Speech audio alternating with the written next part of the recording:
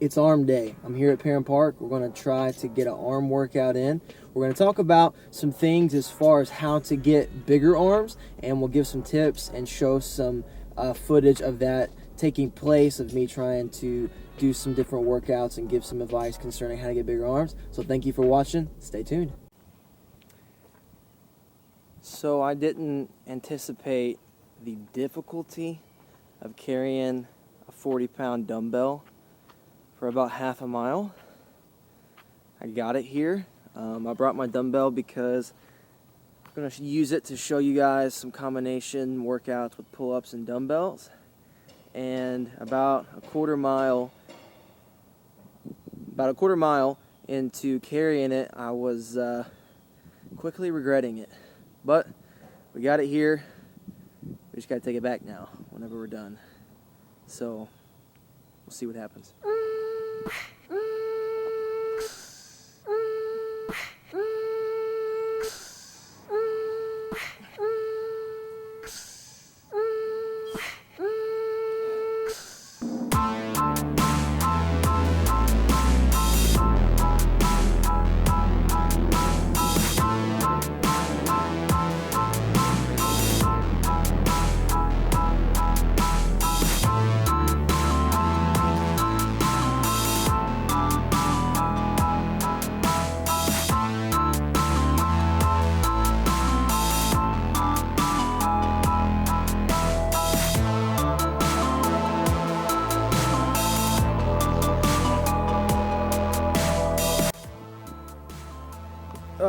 So a little bit about what I just did before we move on.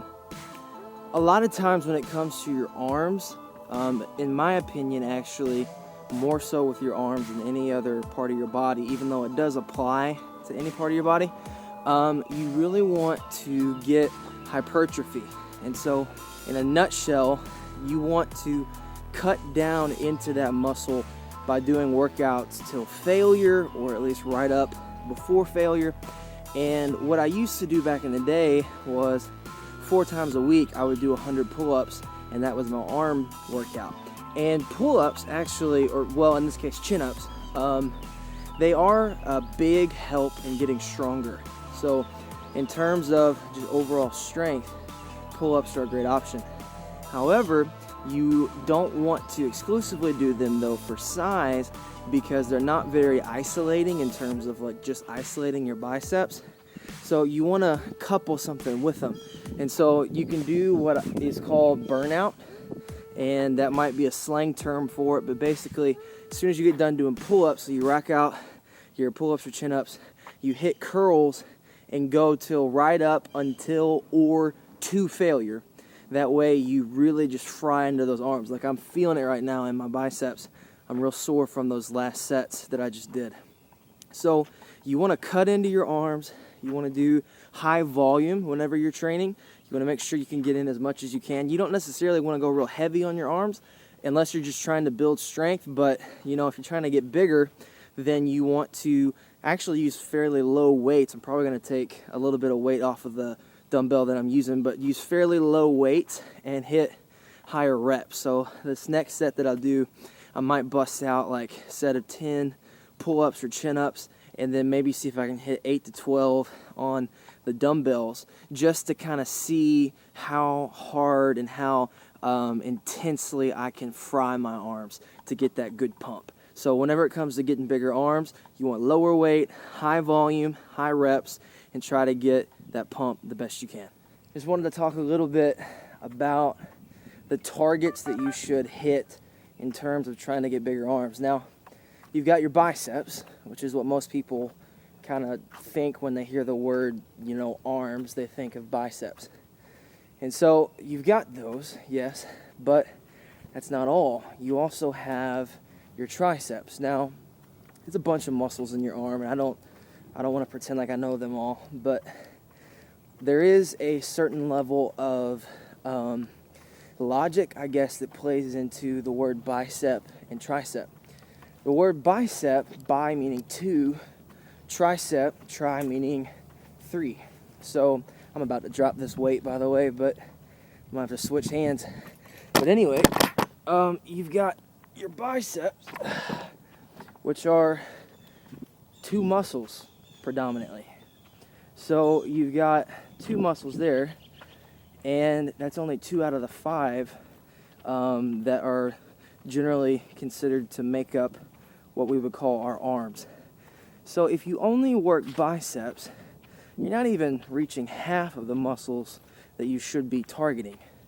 So let's say you only do a few reps of a tricep workout. Let's say you do like prison dips, and you do like 40 reps, and then that's kind of it.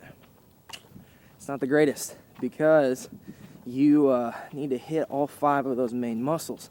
So if you're looking for big arms, work your biceps, tear them up, man. Get into the hypertrophy workouts, hit a lot of volume, a lot of supersets. All that's really good. But you also want to make sure that you at least equally, target your triceps, because your triceps are the bigger muscles. They're also the most practical muscles. Now, you may not be looking necessarily for practical strength. You might be more of in a bodybuilder situation. But if you hit your triceps, you're going to actually reach more muscles than you would just going for your biceps. So the answer is to hit both. And I do biceps and triceps on the same day. I always feel like somebody's following me when I shoot these videos. But anyway, I hit biceps and triceps on the same day, so that way I just have arm day. And additionally, what about your forearms? You know, how often do you do hammer curls? How often do you do grip training? Because, you know, that Popeye physique, you know, is considered by a lot to be, I'm going to throw this weight. It's considered a lot by a lot of people to be a good look. So if you do grip strength, you do hammer curls, you do regular pull-ups, that kind of stuff, that helps get your forearms. So you want to make sure that with the 5 muscles, I don't know if you can see, but 5 muscles right here, your biceps and your triceps, you want to be able to target those. And then when it comes to your forearms, target those also. You know, a lot of people leave out smaller muscle groups such as forearms or calves just because they feel like they're accessories and don't necessarily need to be done. And by the word need to be done, no, they don't need to be worked out. But in a lot of ways, it's better because, and I think I just spit all over my camera, but it makes you, you know, be in a situation where you worked out all muscle groups rather than just hoping that some smaller muscle groups benefited from larger compound workouts.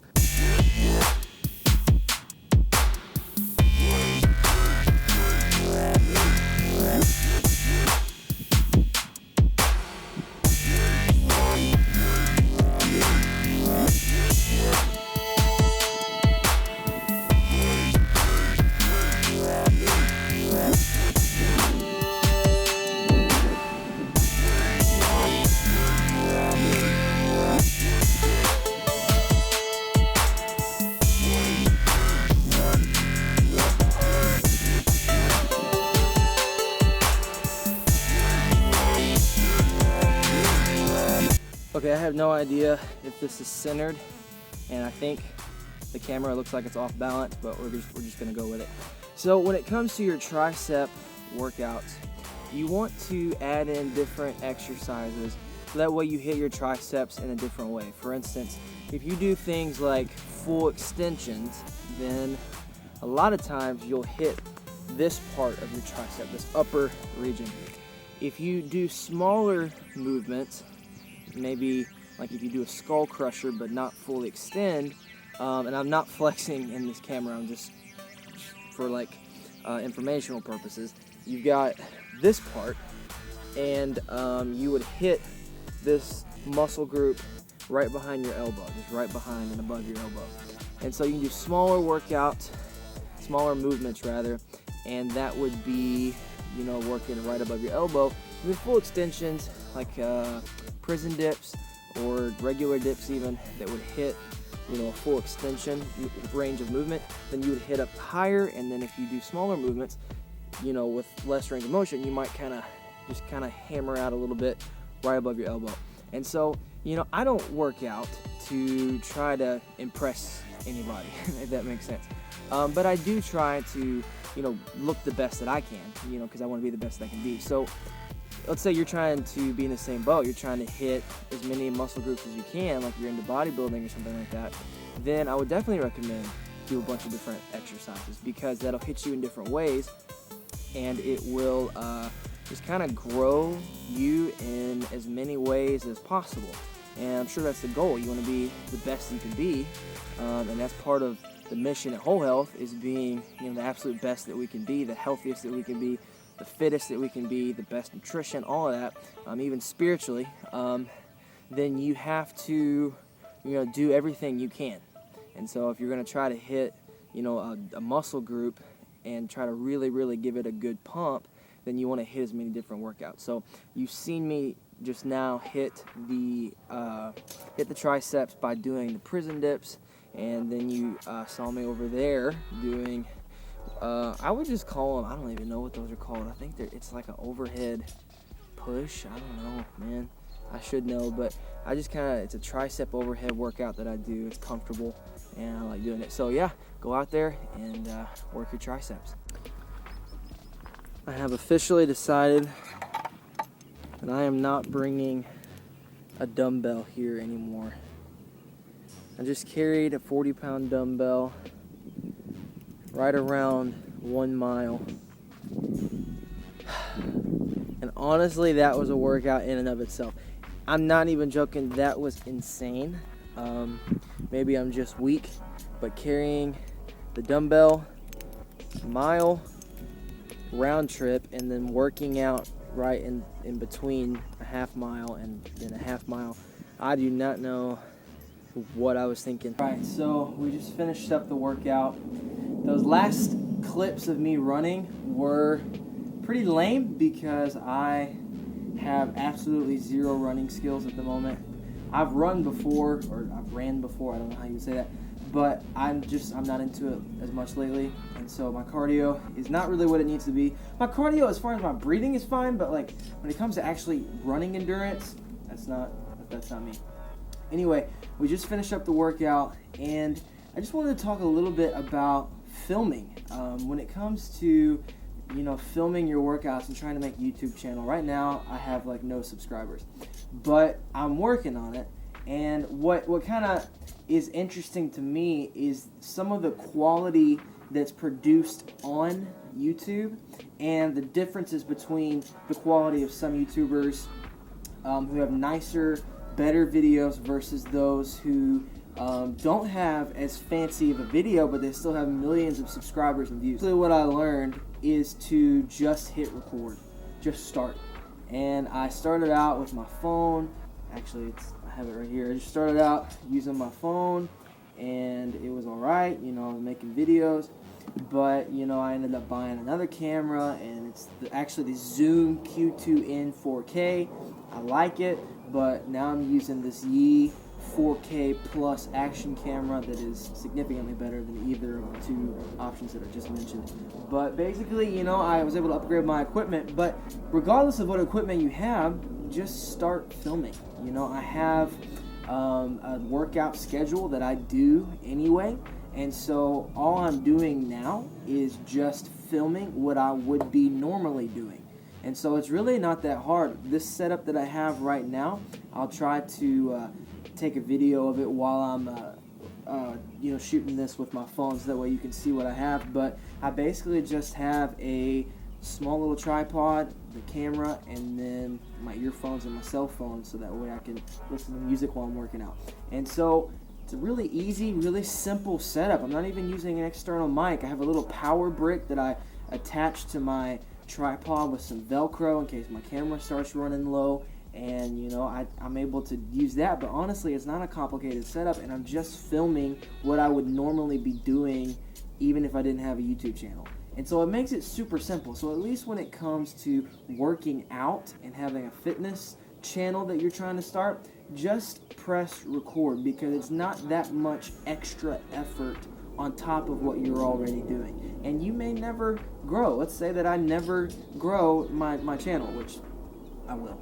Stay tuned. But let's say that hypothetically I never grew my channel. Well, I didn't really lose anything.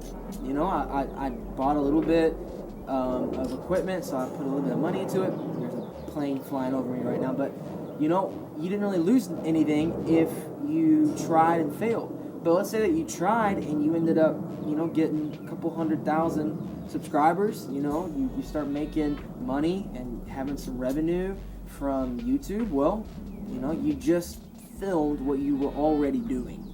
And so that's kind of my philosophy on this, is just to film what I'm already doing, to not make it hard on myself. I'm not trying to do a bunch of extra crazy stuff and then try to film that. I'm just filming what I'm already doing and then just talking a little bit about what I've learned over my years of doing fitness and working out and nutrition and all of that. And so, Whole Health exists to help give tips, about being healthy. And, let's say that you are succeeding in your health journey. Well, then you should film that. Think about what you could do for other people who are struggling in their health journey. You can begin to take what you know, and maybe you even know more than I do. Let's say you got a degree in this. Well, utilize that. Give it out to people. Give them the wisdom that you have. Decrease the knowledge gap between you and the people that you come into contact with. And you might grow your YouTube channel, which would be awesome, but more importantly, you would be able to help people to be able to, basically, you would be able to help people to be healthier. In a nutshell, that's what you would be doing. You're helping people to be healthier. And so I have different fitness people that I watch who are enjoyable and entertaining, but I also have different fitness people that I watch on YouTube that are encouraging, and they inspire me to work harder. I need to shut up and stop talking because I got to go to church tonight. But they inspire me to work harder and to be healthier and to give my all, and they give me tips that I use even as a teacher. I'm a teacher at a Christian high school, private Christian high school in Louisville, Kentucky. They give me tips from these YouTube channels that I'm able to use in the leadership class that I teach. And so you kind of learn, about how to have a good mindset, how to keep on persevering whenever you feel like stopping. And so if you have those good skills and those good knowledge nuggets, if you want to call it that, then give it out. So press record, and it's going to be awesome. Hey, thank you for tuning in to this arm workout. Hopefully you were able to benefit from it. I love you guys, and we'll see you next time here at Whole Health.